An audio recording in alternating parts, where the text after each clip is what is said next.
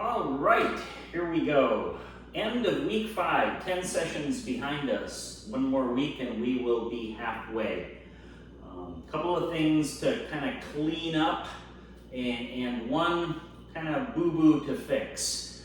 I will say thank you to Mary for pointing out that one of the instructors that I referred you to actually does the brush knee movement in a little bit different way, and after looking through a number of different instructors, it seems to be a split in the community about how it's done, and I am going to reteach you that movement in the way that makes more sense in my head, and it's the way that it would normally be performed in my mindful movement class in terms of where the hands are. It's still a diagonal step out, just like parting the horse's mane, but the way that I showed you today has, or the way that I showed you on Tuesday, and then we did again today, but only briefly, has the hands backwards.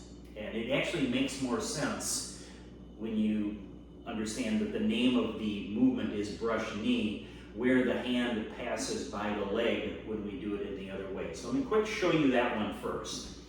So starting from that right ball, what I showed you on Tuesday and what we did briefly today is when we stepped out diagonally, that the arm on that side pushed out over that knee, which is fine. If that works for you, then by all means, keep doing it that way, but let me show you an alternate way, and this is the way that I'll demo it going forward. So again, starting in right ball like we always do, hands are a little bit different. So as you step out diagonally, that lower hand, instead of pushing, that one's going to brush past the knee, which it kind of naturally does. The other hand pushes. Rock the weight back, align the foot, and then come up into left ball. And now on the other side, the step out diagonally, the lower hand drops down, brushes past the knee, the other hand pushes forward. Again, rocking the weight back so that we can align the foot, stepping back into right ball. So I think that's actually a more intuitive way to do the movement.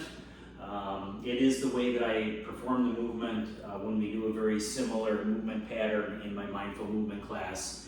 And it's a lot closer to the way that it's done in traditional Tai Chi. So I apologize for showing you the wrong thing. I can't completely call it wrong because I can find videos of instructors that teach it that way, but I think it makes more sense in this other manner. So let's again show the alternatives to the other two movements that we talked about today. So the first one is waving hands like clouds. Instead of traveling back and forth, if we just stay in place and do the steps, that takes one little interesting piece out of the equation. And I think it might be a little bit easier if we do it this way. So again, we're in right ball. And as we start, as if we are going to travel left, but we're just going to march in place. So here's 1, and here's 2, and here's 3. And let's add a hard step on that last one to help us cue to set up. Going the other way, now the right hand is going to initiate. There's 1, and 2, and 3, and a hard step, set up in right ball. So that's the alternative to waving hands like clouds. If you are finding it no problem at all to travel left and right, going your 3.5 steps, and then setting up left, coming back the other way, setting back up in the normal finishing position in right ball. That's great. Keep doing it that way. If you're struggling with that movement, go ahead and just stay in place. Just do a marching step in place and do your hands waving just in place. That might be just a little bit easier. Accomplishes the exact same thing, and we end up in right ball to go on to the next move just like we normally would. The other one that we talked about today that has a little bit of a change, fending off the monkey. And again, if the way that we originally did it works for you, by all means, stay with it. If you're struggling with it, here's an alternative. So we start out in right ball like we always do. As you step back, still a toe first, stepping back. But then as the arms float, let's rock forward. What that's going to give us is that when we rock the weight backward, we have some momentum to unstick that leg and get us into left ball. And then we go back on the other side, coming back. Hands float out like they always did, but let's float it forward. And then as we rock back, there's a little bit of momentum there to help us get into right ball.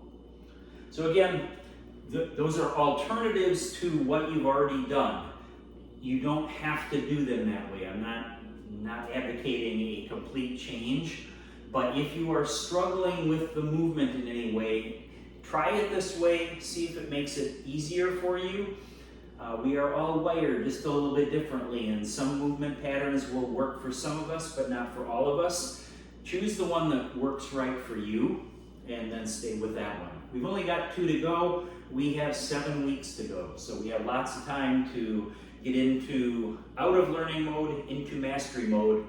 The other 2 forms we have yet to do are called Fair Lady Works the Shuttle. Shuttle is a loom, and that looks something like this. I'm just turning to the side. And then our last movement, grasping the peacock's tail, I'll just show you quick. So we're going to float out to one side, let one arm float up, the other one follows it. And then we swing it back. This is called a roll back. And as we come forward again, we cross the wrists. Separate the hands. We push one more time. And then kind of guide our way into left ball.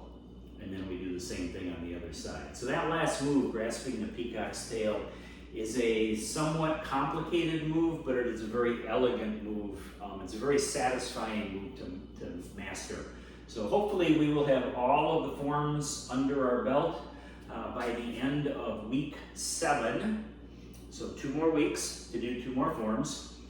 And then from there to the end, we are really just working on mastery and improving things that can help us improve our balance. So I hope that all was helpful today. I hope you all have a very nice weekend. I will see you on Tuesday. Bye-bye.